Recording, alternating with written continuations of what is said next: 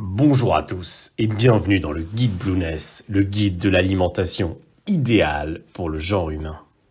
Aujourd'hui, nous allons nous intéresser au régime cétogène et low carb high fat, et plus particulièrement sur les meilleurs aliments à consommer lorsque l'on pratique cette diète. Quels sont les aliments à manger si l'on veut rester en cétose?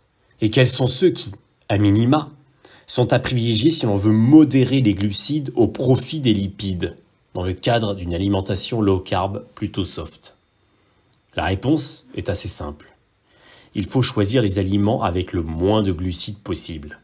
En effet, le plus important en régime cétogène, c'est de ne pas dépasser les 20 à 30 grammes de glucides par jour, afin que l'organisme synthétise ces fameuses cétones, qui seront le carburant de substitution au glucose.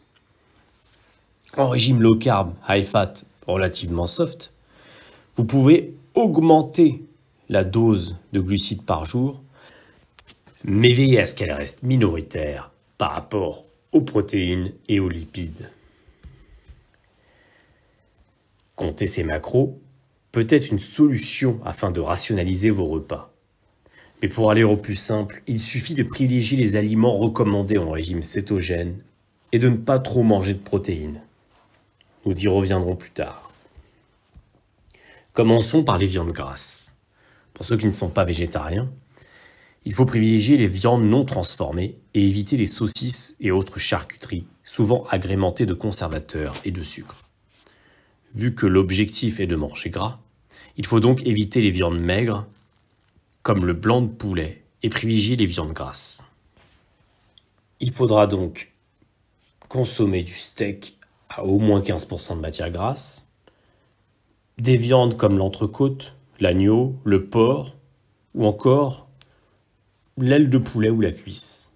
Mais attention, il faudra lever les crocs sur la viande, car trop de protéines peut vous faire sortir de la cétose. Pour rappel, la répartition des macros en régime cétogène doit être de 80% de lipides, 15% de protéines et 5% de glucides. Les petits poissons gras sauvages seront également à privilégier. Le top des poissons en régime cétogène est le suivant: les maquereaux, les sardines, le saumon, l'anguille et le hareng. En plus, ça tombe bien, ces petits poissons gras sont riches en oméga 3. Un podcast sera consacré aux oméga 3. Vous pouvez également consommer les œufs sous toutes leurs formes, à la coque, en omelette, sur le plat, avec divers assaisonnements, légumes verts, épices et fromages, mais toujours bio, au label bleu blanc cœur si c'est possible. En effet, les poules nourries avec des produits toxiques pondront des œufs bourrés de produits toxiques. Évitez-les. Ensuite, utilisez autant que possible les matières grasses pour l'assaisonnement ou la cuisson.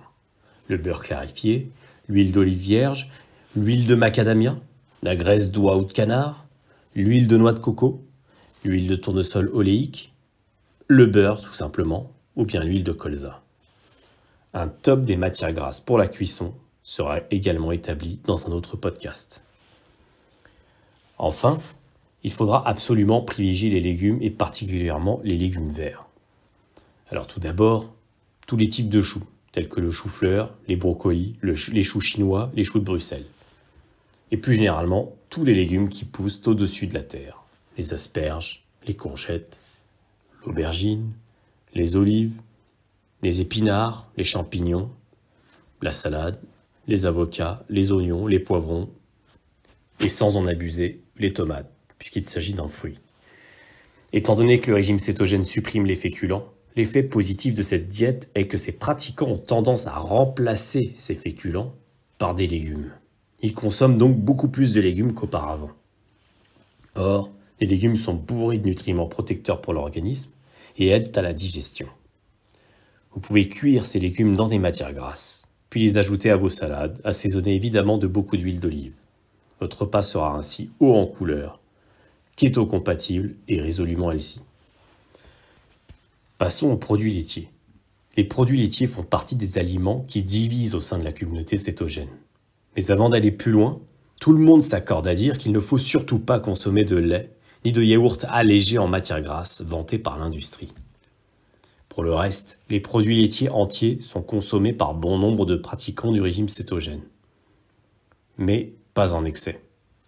Tout d'abord, la crème entière, 40% de matière grasse, le yaourt grec, les fromages gras comme le comté, le cheddar, le roquefort, le beaufort, le cantal, l'emmental ou encore le bleu d'Auvergne. Et idéalement, du fromage de brebis ou de chèvre. Les produits laitiers sont sujets à controverse. Certains spécialistes les pointent du doigt car ils contiennent de la caséine qui pourrait bloquer ou atténuer le passage en cétose.